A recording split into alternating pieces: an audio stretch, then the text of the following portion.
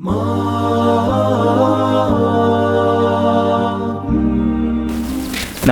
assalamu alaikum warahmatullahi wabarakatuh.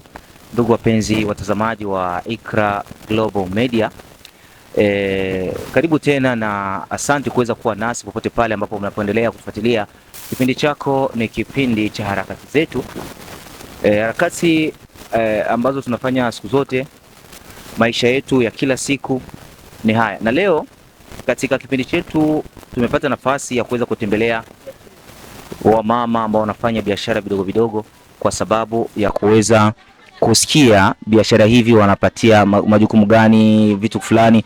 Lakini pia kwa kwanza kusupport kazi zetu, usisahau kushare, kulike pia na kusubscribe channel yako ya Iqra Global Media, ili mradi kupata kila notification za kazi yetu. Niite Abubakari Kashindi Kamwanya, nipo nawe mwanzo hadi mwisho wa kipindi hiki. Na pembeni yangu hapa nina mwanamama ambaye anajishughulisha na kazi ya matunda na mambo mengine. Mama, assalamu alaikum wa rahmatullahi wa barakatuh. Wa alaikum salam wa rahmatullahi wa barakatuh. Na mama, kwa majina naitwa nani? Majina naitwa Rehema Omari. Birema Omari. Tuambie, kazi hizi ambazo unazozifanya za kila siku, uuzaji wa matunda, ni faida gani ambazo mnazipata haswa katika hii kazi? Yaani kifupi inakusaidia nini wewe kama mama wa familia? Hii kazi ya matunda ya mahembe, orange, ndreni, wananisaidia kwa familia yangu, alhamdulillah rabbil alamin. Ile kidogo kidogo napata hapa na ujisha, ndio hivyo. Na labda kusema kupata biashara, unaona kama ni biashara ya kuharibika, tabu gani ambazo ziko zinapatikana katikati? Kwa sababu najua hizi haziwezi zikamili sikaa sana wiki nzima. Inatokeaje nyinyi kama mmepata hela ndefu karangua hivyo na kuja kuona biashara inakuharibikia, labda inakuaje? Sona hivyo kama unarangua vingi, biashara inakuharibikia, unakuwa virundika kwa jibu sikuharibikia, unapata ile faida kidogo ndogo ili watoto wapate za kula. Na hivi hapa hivi hakuna vya kurangua vingi, kwa juu nachuuza vidogo vidogo venye Mwenyezi Mungu ananijalia, saki moja, saki mbili, hivyo enjoy. Na labda katika hizo harakati za kila siku ni mbinu gani ambayo mnaitumia? Kwa sababu kila mara tunapopita hapa sijui kuona mnaosha vya kuoza visivyokuwa ni vizuri kila siku zote. Ni mbinu gani ambayo mnakuwa mnaitumia ya kuweza kuhifadhi hizi tunda ziweze kuwa ni zile original, kila mtu akipita ni safi, zenye ladha yake? Tunaona wakitaka sasa tunaenda kwenda rangulia maubembe, wanaleta ndani ya masaki, njoo zinaharibikaga. Lakini ukishafika hapa unazimwanga ndani ya nyumba, unazisambaza, unazileta, unazitoa msaki, unazisambaza, unakuwa unatoa kidogo kidogo, kuchuuza kidogo kidogo kwa juu isiharibike. Na kama unaona kama vile tunatereka biashara vinaharibika, maana yake havikukoma, bana bivuna havikomai, ndio unaona sasa vinaharibika. Lakini kama ikikuwa nzuri inakoma, hata umalize wiki ukisha visambaza, hata wiki mbili utakuwa unachuuza tu kidogo kidogo, alhamdulillah, Mwenyezi Mungu ataridhia. Labda ni ugumu gani sasa? Kuna wakati wateja wanahitaji vitu fulani, ili sasa ugumu ambao unapatikana kazi, unajua kila kazi na mazuri yake na pia ina shida zake. Zile shida ambazo mnazozipitia ndogo ndogo kuhusiana na biashara, ni shida gani ambazo labda wenye kututizama nao, wenye kutaka kuwa na experience ya kutaka kuzisha matunda? Kwa sababu kuna mtu ambaye anataka kufanya biashara matunda, ungeuza kwanza karibu 4 sapo 500. Yep. Yanga ya 400 hapo.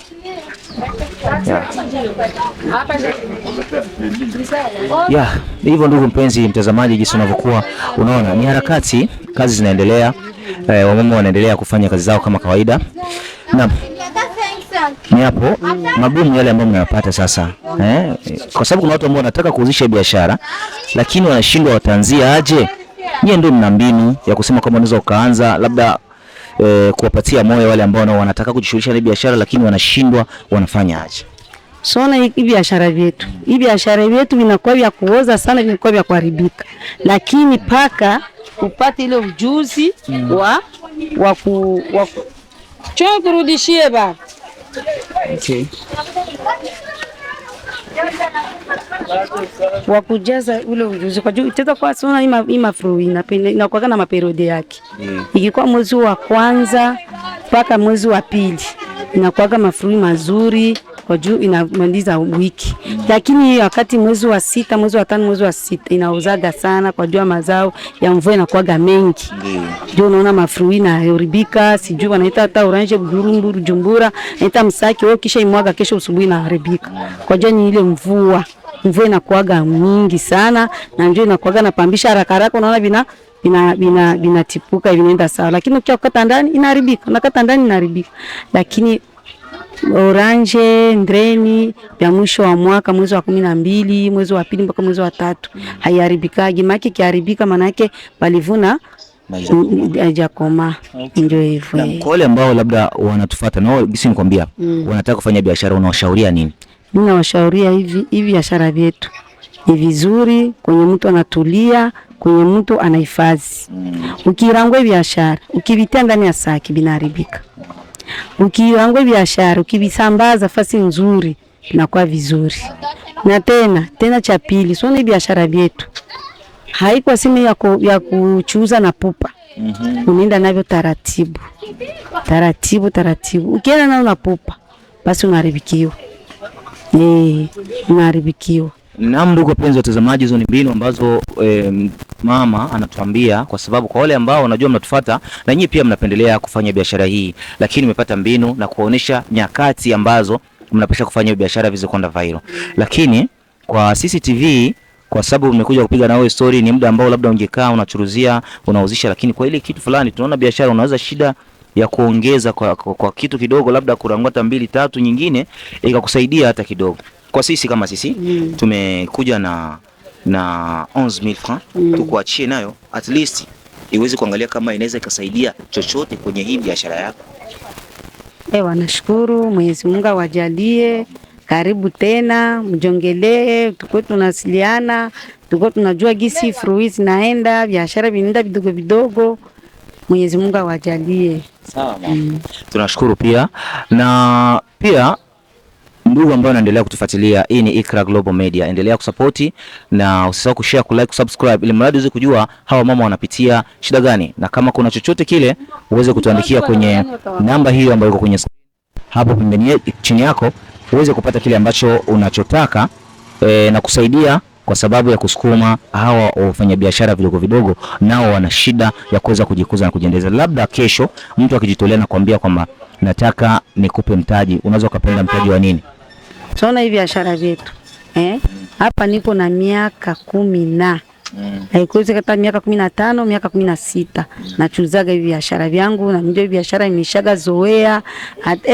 Hata vingine vitaweza nipatia, lakini hivi naonaga nayo faida yayo. Kwa jua nini watoto wote karibu 5 wala 6 nadhani kwa mwi biashara. Hivi vidogo vidogo. Kwa jua mimi sikwagi na zarau biashara ikunago fruit. Hata ndre natia, hata maorange natia, hata hembe natia, manake vyote tu vinetua mafruit ndio natia, mapruni, manini vyote natia, mavoka, bitika, kamera vyote naujishaga.